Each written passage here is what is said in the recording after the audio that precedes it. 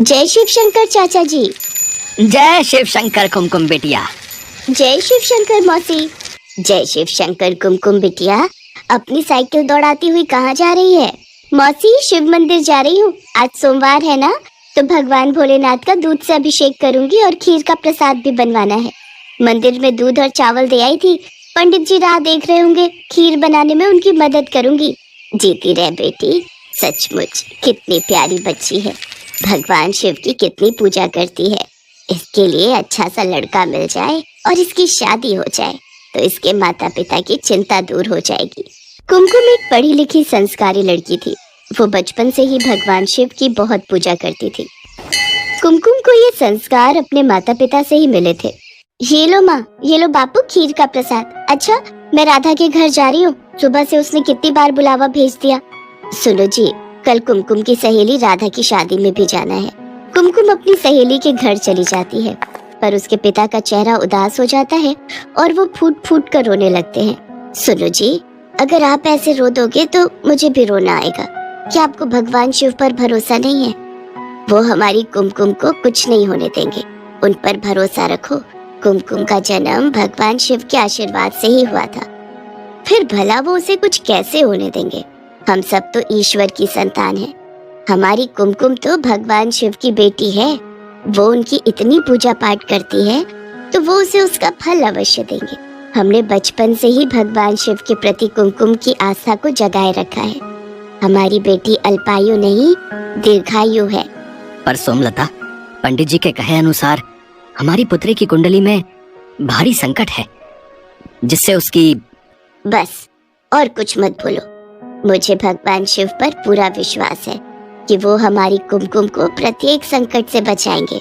20 वर्ष की आयु में कुमकुम के जीवन पर एक भारी संकट की आशंका थी। कुमकुम की कुंडली में भी कुछ ऐसा ही लिखा था, जिस कारण उसके माता पिता सदैव चिंता में रहते थे।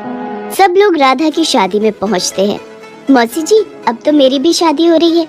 आप कुमकुम के लिए भी एक अच्छा लड़का ढूंढकर इसे ब्याह दो। नहीं, मुझे शादी नहीं करनी। मैं अपने माँ बापू को छोड़कर कहीं नहीं जाऊंगी।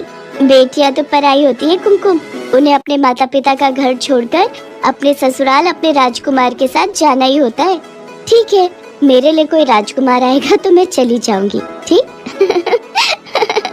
इस बात पर वहाँ खड़े सब लोग हंस देते हैं और कुमकुम भी खूब हंसती है। कुमकुम की माँ अपनी बेटी के चेहरे पर शादी के लिए खुशी देख रही थी, पर कहीं न कहीं वही डर फिर से था। राधा की शादी हो जाती है। कुछ दिनों बाद गांव की एक बस अमरनाथ यात्रा पर जा रही थी। कुमकुम के माता पिता ने उसके चाचा चाची के साथ अमरनाथ यात्रा पर जाने की आज्ञा दे दी।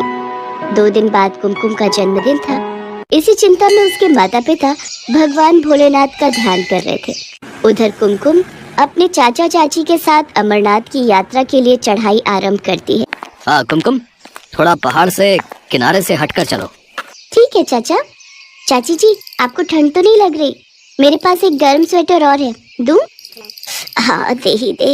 और कहीं चाय मिल जाए तो थोड़ी देर बैठकर चाय पी लेते हैं। ठीक है, तुम दोनों यहाँ बैठो, मैं सामने कैंप से चाय लाता हूँ। कुमकुम के चाचा चाय लेने के लिए चले जाते हैं। कुछ देर बाद वो आगे की यात्रा तय करते हैं। रात हो रही थी। कुमकुम के चाचा चाची और कुमकुम एक कैंप में रात गुजारने के लिए रुक गए। कुमकुम, जन्मदिन की ढेर सारी मुबारक। आज तुम्हारा जन्मदिन है और तुम पूरे 20 बरस की हो गई हो। जीती रहो बेटी, भगवान शिव तुम्हें लंबी आयु प्रदान करें। शुक्रिया चाचा जी, शुक्रिया चाची जी। चाचा जी, मैं थोड़ी देर आसपास घूम लूं? ठीक है बेटी, पर ज्यादा पहाड़ के किनारे पर मत जाना। कुमकुम आसपास का वातावरण देखने लगती है। अमरनाथ पर बसे पहाड़ बहुत सुंदर लग रहे थे। बर्फानी गुफा बस कुछ ही दूरी पर थी। कुमकुम ओम नमः शिवाय का जाप कर रही थी।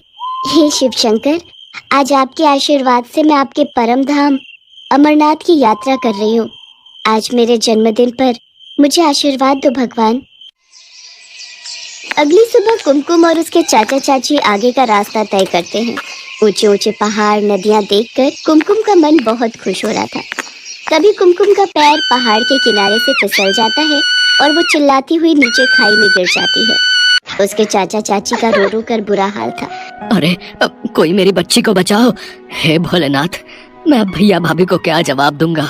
हे शिव शंभु, आज कुमकुम बिटिया का जन्मदिन है। भैया भाभी को जिस बात का डर था, अगर वो बात सत्य हो गई तो आप पर कौन विश्वास करेगा भगवान। कुमकुम तो आपकी बहुत पूजा करती है, आप पर बहुत विश्वास करती है। उसने अभी इस दुनिया में देखा ही क्या है। भगवान उसे बचा लो, उसे कुछ नहीं होना चाहिए। भैया इतनी खाई में गिरकर बचना मुश्किल है, अब तो भोलेनाथ ही कोई चमत्कार कर सकते हैं। सुरक्षा कर्मियों की टीम ढूंढ रही है, पर अभी तक लड़की का कुछ पता नहीं है। पुलिस भी आ गई है, लड़की को तलाश कर रही है। सब लोग कुमकुम को तलाश रहे थे, पर वो कहीं भी दिखाई नहीं दे रही थी। उधर कैलाश पर्वत पर माँ पार्वती भगवान शिव से बोली, प्रभु, कुमकुम आपकी बहुत भक्ति करती है, उसे जीवन दान दीजिए, उसकी रक्षा कीजिए। अपनी समाधि से उठिए, अपने नेत्र खोलिए प्रभु। आपकी पुत्री कुमकुम इस समय विपदा में है। वो आपके दर्शनों के लिए अमरनाथ यात्रा पर आई है, इसलिए उसके विश्वास को टूटने मत दीजिए। उठिए प्रभु, उठिए। देवी पार्वती के पुकारने पर भगवान शिव अपने नेत्र खोलते हैं। देवी पार्वती, आप तो जानती हैं, जो भी भक्त सच्चे हृदय से मेरी पूजा और भक्ति करते हैं, मैं उनके जीवन के सारे संकट दूर कर देता हूँ। जो भी भक्त मेरी शरण में आता है, उसे मैं कोई कष्ट नहीं होने देता। कुमकुम ने सदैव मेरी पूजा और भक्ति की है। मैं उसके जीवन पर आया संकट दूर करके आज उसे दीर्घायु प्रदान करता हूँ। कुछ देर बाद कुमकुम झाड़ियों के बीच बेहोश पड़ी दिखाई देती है। उसे जरा सी भी खरोच नहीं आई थी। ये देखकर सब लोग हैरान रह जाते हैं। कुछ देर बाद कुमकुम को होश आता है। सब लोग इसे भगवान शिव का चमत्कार मानते हैं और ओम नमः शिवाय का गुणगान करते हैं। कुमकुम अपने चाचा चाची के साथ बाबा बर्फानी के दर्शन करती है और उनसे आशीर्वाद प्राप्त करके खुशी खुशी घर लौटती है। कुमकुम के माता पिता को भी सारी बात पता चलती है। वे भी भगवान शिव को धन्यवाद कहते हैं। भगवान शिव की उपासना और पूजा से आज कुमकुम को नया जीवन दान मिला था।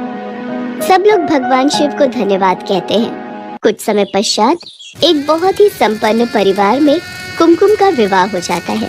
आज भगवान शिव की कृपा से कुमकुम अपने जीवन में बहुत खुश थी।